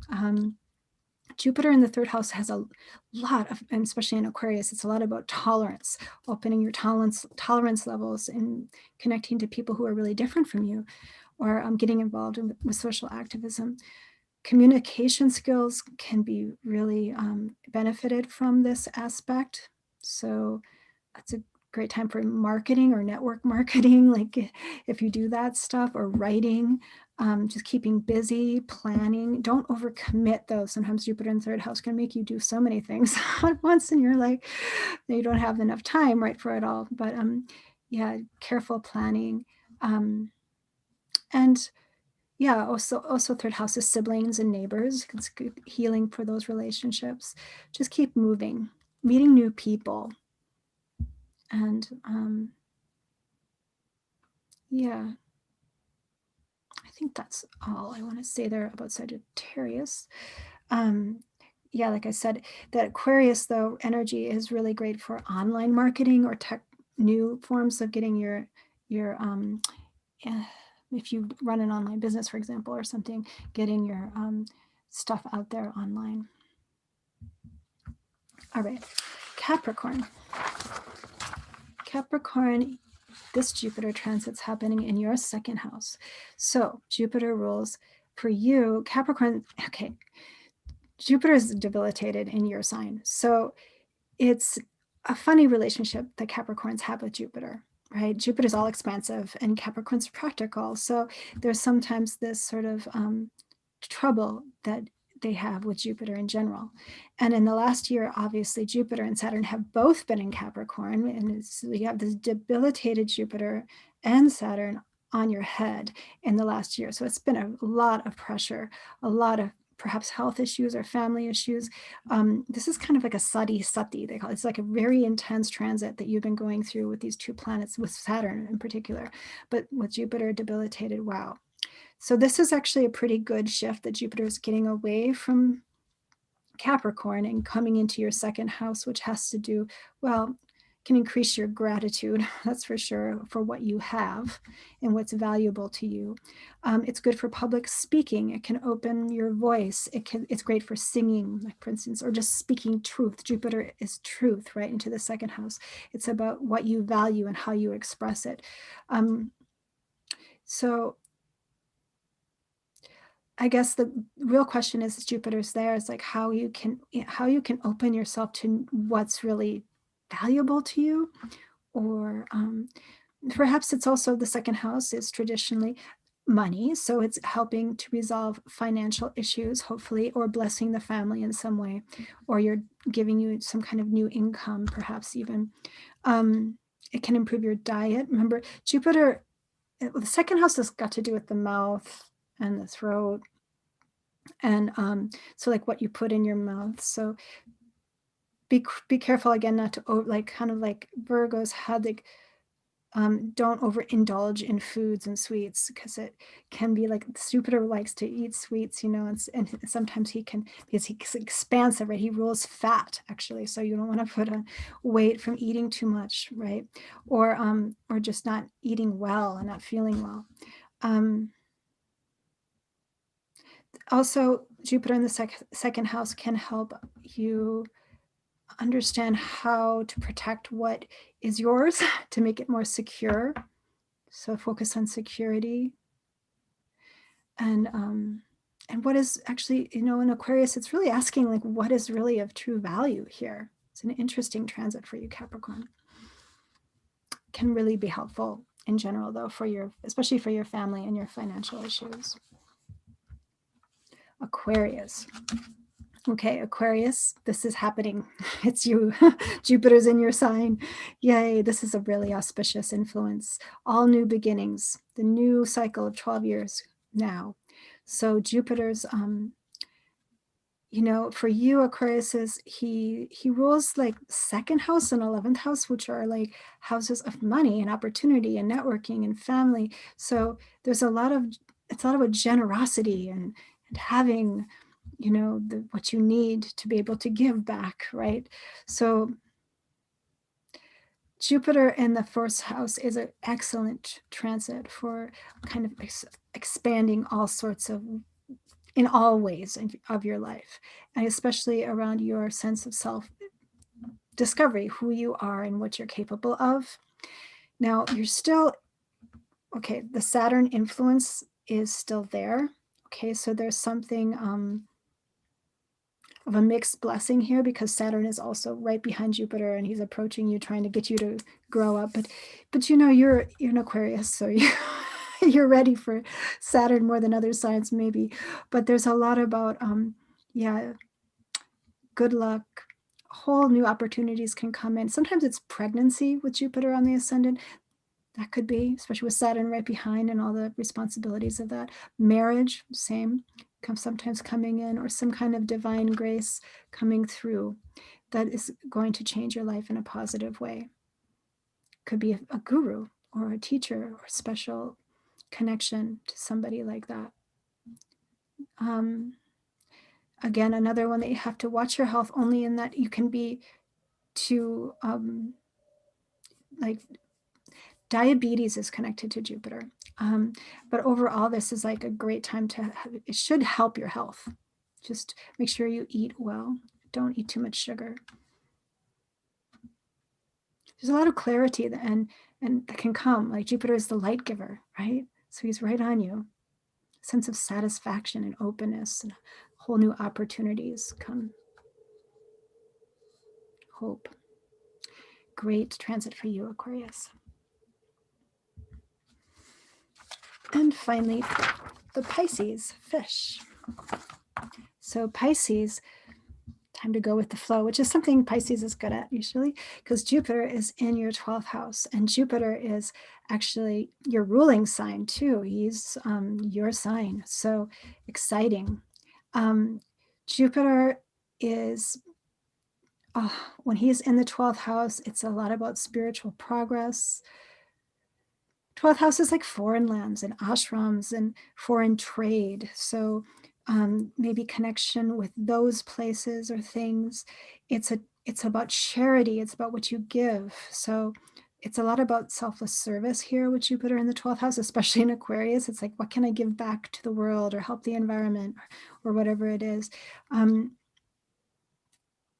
know, especially because Jupiter's been in your 11th house with Saturn, it might have been a lot of work in the last year. You might have made some money, but now it's a time Jupiter in the 12th house can make you spend more than you're making. This is true. Or it can just make you end a job and retire or start a whole new job. Maybe you want a job that's more spiritual, perhaps, or focused on teaching or healing.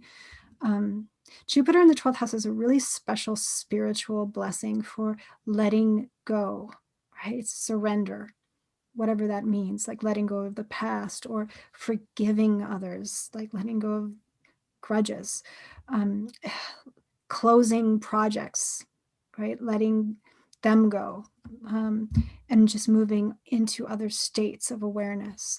It's a great time to go within. It's a great time to, you're not going to mind being alone maybe as much as coming back into yourself. And it's also the house of sleep and the bed and being there like comforted and loved. Great for dream work, great for journey, like keep a dream journal next to your bed if you can, because you could maybe be recalling your dreams. Jupiter shines this light into the dream world, helps with astral experiences. Getting good advice through the dreams can happen for people, actually. So it's a kind of a psychic, intuitive kind of influence, Jupiter in the 12th house for you, Pisces. Okay, so I think I did it Those are all the 12 signs of Jupiter in Aquarius for the next year to come. And I'm going to just check to see what's going on. Checking your Q&A.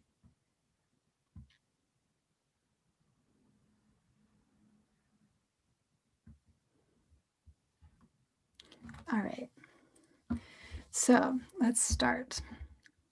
I'm just going to look in the chat really quick too and see if there's anything. Oh my God, there's so many. I'll have to read those over before I end the webinar because it disappears when I end it. And I was like, what are people talking about? But I'm going to look at the Q&A. So if you want a question answered, you have to go to the section that says Q&A and ask me there.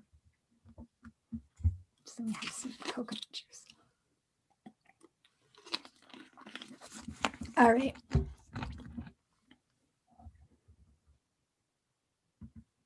Oops. So somebody asks, what finger is Jupiter? This is a really good question. And the best finger to wear the sapphire on. Okay, well, in palmistry, Hasta Samudrika, right? The finger of Jupiter is the index finger. And this is like the palm, the part down here is this point where the finger meets the palm. That's the mound of Jupiter. So we can read a lot about these Jupiter themes from marks and lines connected and the shape of this finger. So yeah, the index finger is the finger of Jupiter. But you can wear a sapphire on that finger. In fact, many people traditionally do. Sanjay Rat, one of my teachers, doesn't like people to wear gemstones on their index finger in his lineage. Just never. You don't do that. You would wear it on your ring finger. It doesn't matter. It's okay. You could wear it there. It's fine. But I've also seen many people wear sapphires on their index finger. Okay.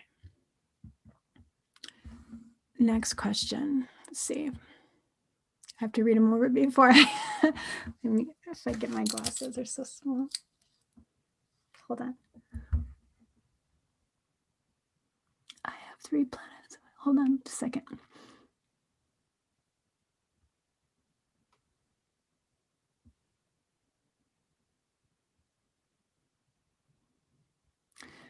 Some of these questions have to do with your personal birth charts. So like some of you are like saying, I have this planet here and I have that planet. There's a bunch of you have these kind of questions.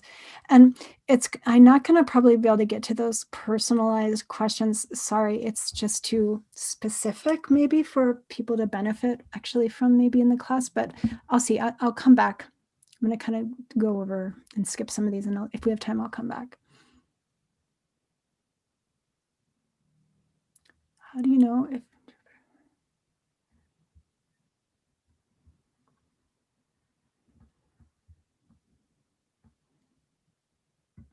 Okay, somebody asked about the Jupiter, like what the sign Aquarius, when we're reading a chart, how do we know if it's the sign of Aquarius?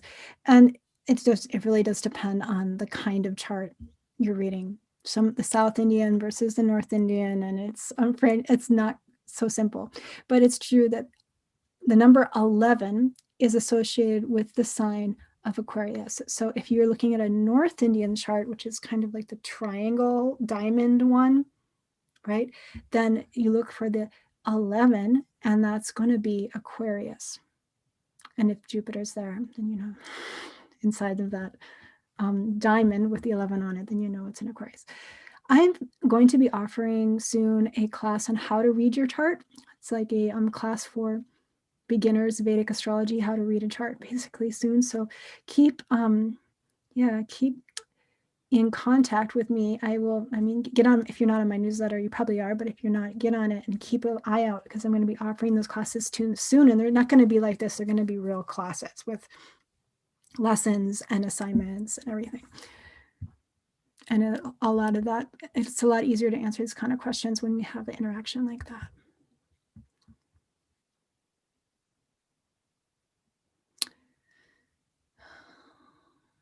Okay. Somebody asked about, what about Jupiter retrograde? What does it mean? Especially if it's in your natal chart, if you were born with Jupiter retrograde. And I've always been told by my teachers that Jupiter retrograde is not a problem. It's good.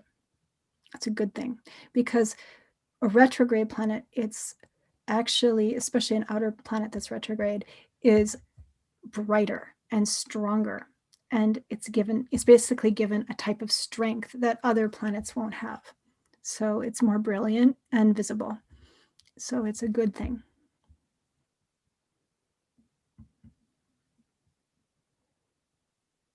Okay, next question.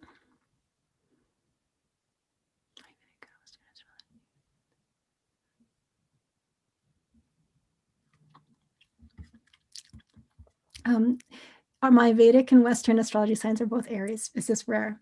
Kind of, yeah, but not too rare. If you are born in the last 6, 7 degrees of a sign in Western astrology, it's going to be the same. But it has to be in that very last few degrees of the sign for it to be the same in the Vedic sign, Vedic system.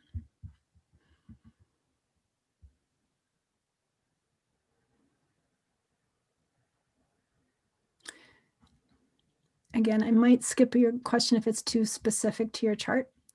You can book a reading with me or take my class to find out more about how to read your chart. I'll try to get back to you though, if I can.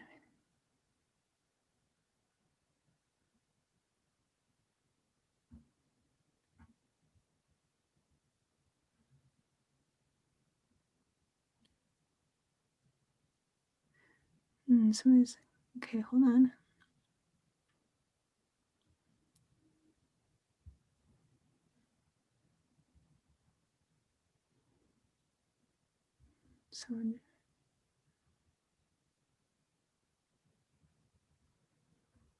Okay. Somebody asked, so when Jupiter transits to Aquarius and Nakshatra Dhanishta, is that the same energy? Well, I think what you're asking is sometimes these nakshatras are in both Aquarius, are in 2 signs. They're not just in 1 sign.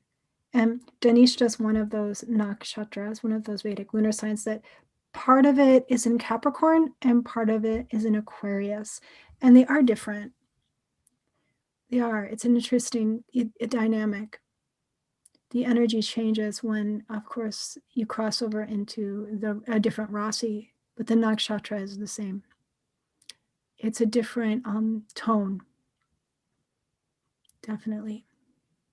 So Dhanishta in Capricorn, it's a little harder. It's serious. It's a little more intense, I think. And in Aquarius, there's something more rapid. Aquarius is an air sign, so it moves things.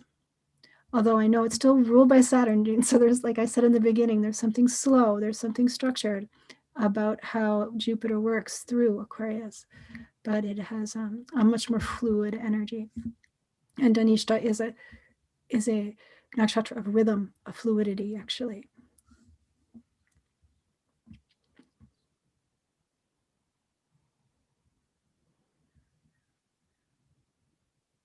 Sorry if some people are saying they're having trouble with the calculator and there's something maybe that they're worried that's not accurate. I'm sorry about that. I don't know. I'm going to get a better calculator soon. It's going to show a lot more. I'm developing it. It takes a lot to develop these things well, so but I'm going to have that ready by the time my classes are up and ready too.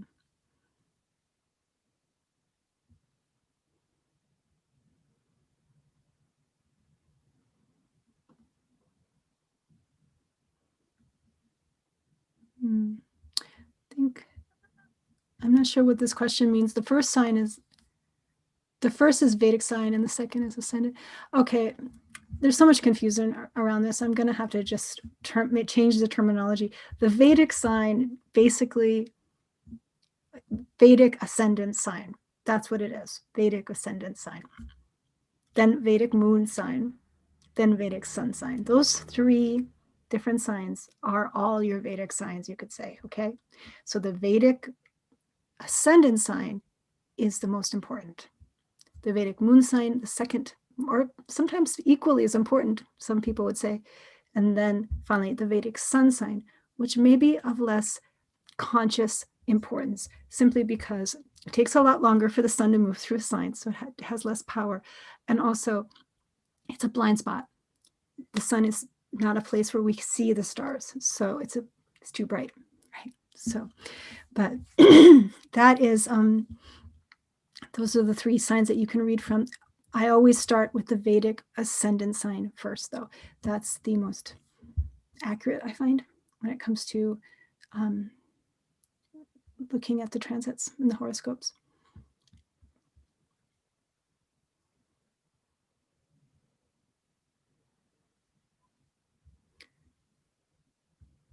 So, Christine, you said the calculator, and then the list I showed was the list is the sun sign. So it would be 2 different signs probably, yeah.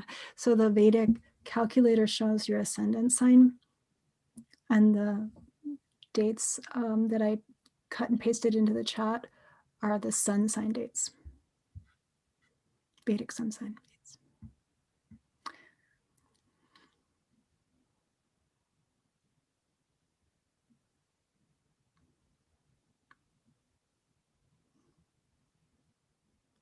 Some people they say that, again, problems with my calculator. I'm really sorry.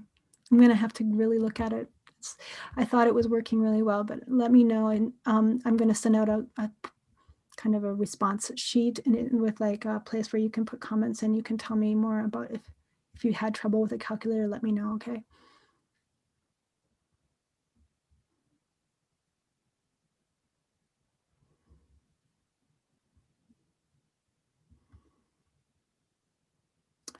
Gosh, trying to get through. There's so many, so many questions. I love it.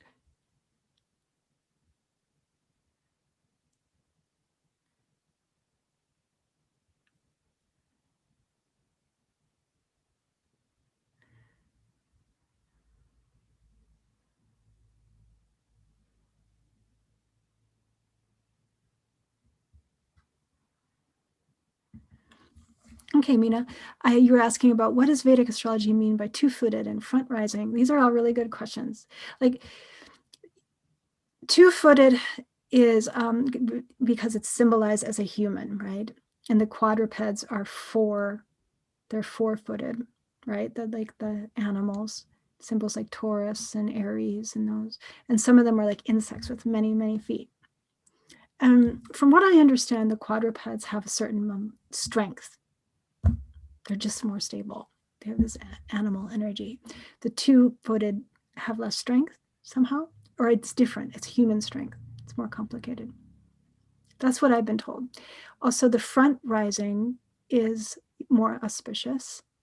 So when the head rises first, so if you were to, like, say you just wanted to know if it was lucky at this moment to do something, and it was a sign like Aquarius rising, which is front rising, that's great because it's coming up head first, right? But if it was a different sign that comes up backwards, foot first, then it's considered less auspicious. Well, let's see. I'll try to do this one. I have 3 planets in Capricorn: Moon, Jupiter, and Saturn. That's a lot. And that's your sati sati. That's a lot. I have noticed more conflicting decision making this year. I am not exactly sure what my question is, more of what to expect with a planetary aspect in my chart once Jupiter enters Aquarius. Well, I hope I answered you in the horoscope with for a Capricorn that I read for you. But it's true. Having Moon in Capricorn has been really, you've had the transit of Saturn basically over, of Saturn return and Saturn over the moon. That is hard. That's a sati sati. And to complicate it, it was also Jupiter return and Jupiter involved with a Graha Yuddha in December. I am sure you've had a lot of, it's been like a little war for you this last year and 2. So yeah, take it easy. This will be a relief, definitely, just to get Jupiter, that debilitated Jupiter, off your moon by transit. And yeah, All right. Well, I think that's all. If you want to know more about your chart, or you have more questions, you can book a reading with me online. I will, if you want, I can, well, let's see, maybe I can. Yeah, I do. Here's a link if you're interested in looking at the readings. I put that in the chat. Also, keep a eye out. Keep an eye out for my upcoming classes. I'm really excited. I'm going to try to be kind of transitioning more and more into teaching classes in this year as Jupiter's getting stronger. And also, yes, I just want to thank you all so much for your support and participating in this. And again, don't worry, you won't see the recording right away. You're going to have to wait 24 hours, and the recording will come to your inbox via Zoom. It'll be a link to watch the recording. You can use for the rest of the year. It's yours to study and to look at the horoscopes again. And again, thank you so much, and take care, everybody.